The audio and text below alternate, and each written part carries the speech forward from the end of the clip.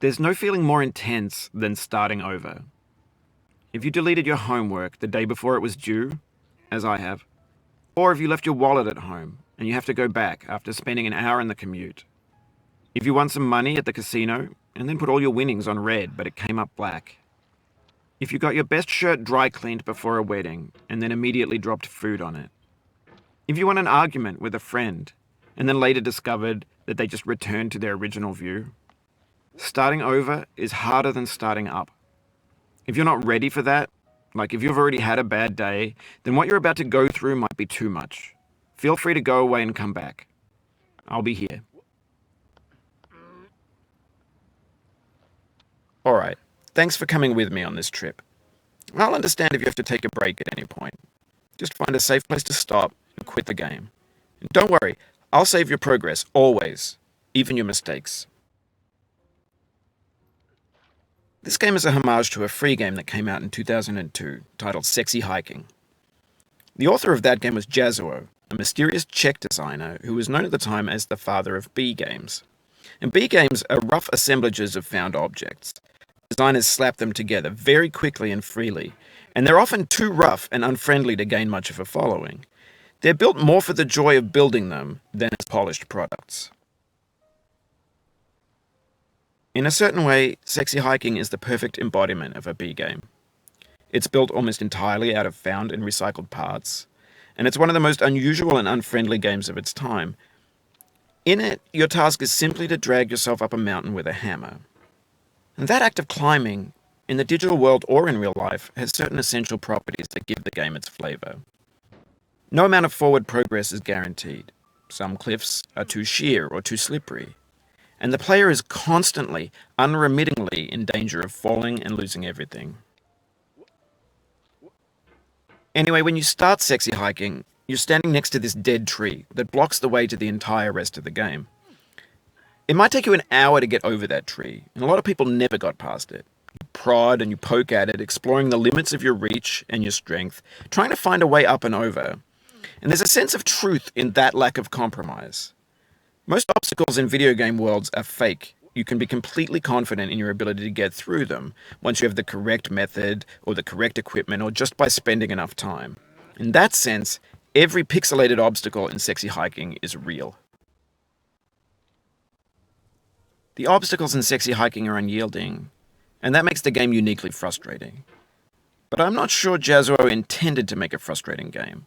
The frustration is just essential to the act of climbing, and it's authentic to the process of building a game about climbing. A funny thing happened to me as I was building this mountain. I'd have an idea for a new obstacle, and I'd build it, test it, and it would usually turn out to be unreasonably hard. But I couldn't bring myself to make it easier. It already felt like my inability to get past the new obstacle was my fault as a player rather than as a builder. Imaginary mountains build themselves from our efforts to climb them, and it's our repeated attempts to reach the summit that turns those mountains into something real. When you're building a video game world, you're building with ideas, and that can be like working with quickset cement. You mold your ideas into a certain shape that can be played with, and in the process of playing with them, they begin to harden and set until they're immutable, like rock. And at that point, you can't change the world. Not without breaking it into pieces and starting fresh with new ideas.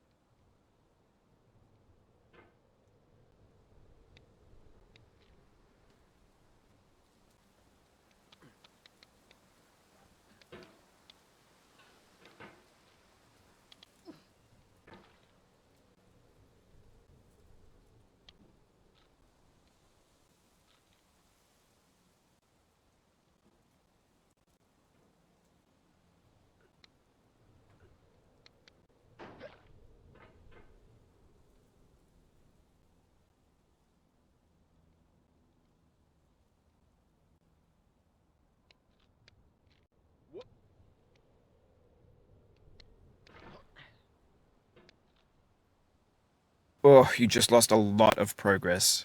That's a deep frustration, a real punch in the gut.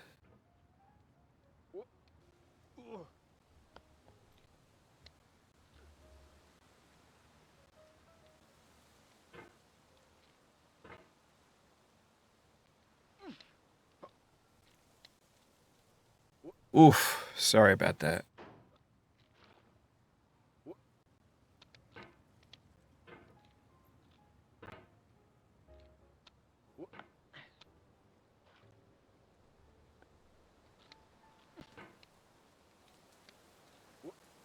Oh, it happened again. Keep on trying, don't let it get to you.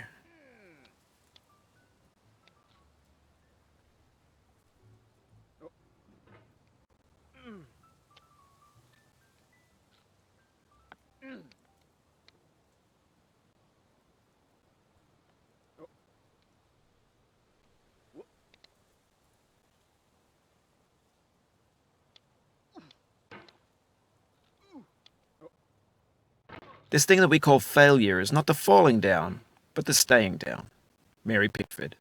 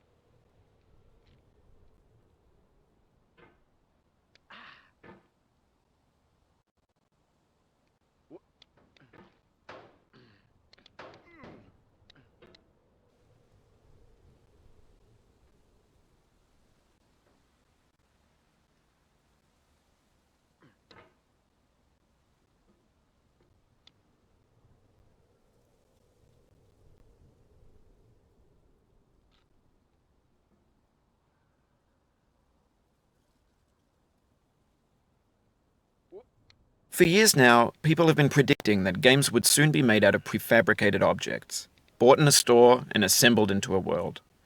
And for the most part, that hasn't happened, because the objects in the stores are trash. I don't mean they look bad or that they're badly made, although a lot of them are. I mean they're trash in the way that food becomes trash as soon as you put it in the sink.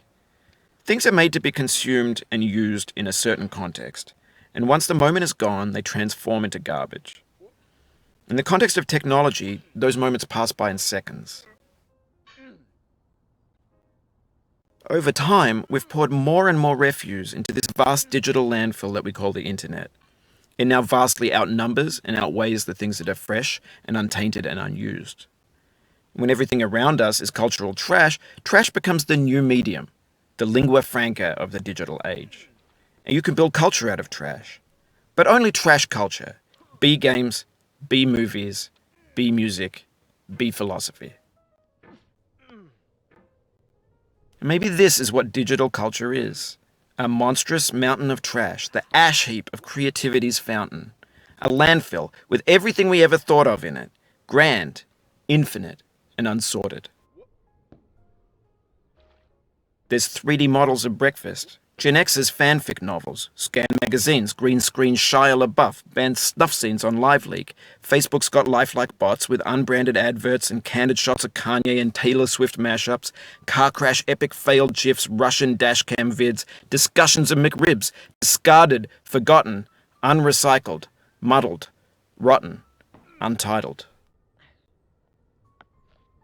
Everything's fresh for about 6 seconds, until some newer thing beckons, and we hit refresh. And there's years of persevering disappearing into the pile, out of style, out of sight. In this context, it's tempting to make friendly content that's gentle, that lets you churn through it but not earn it. Why make something demanding if it just gets piled up in the landfill, filed in with the bland things?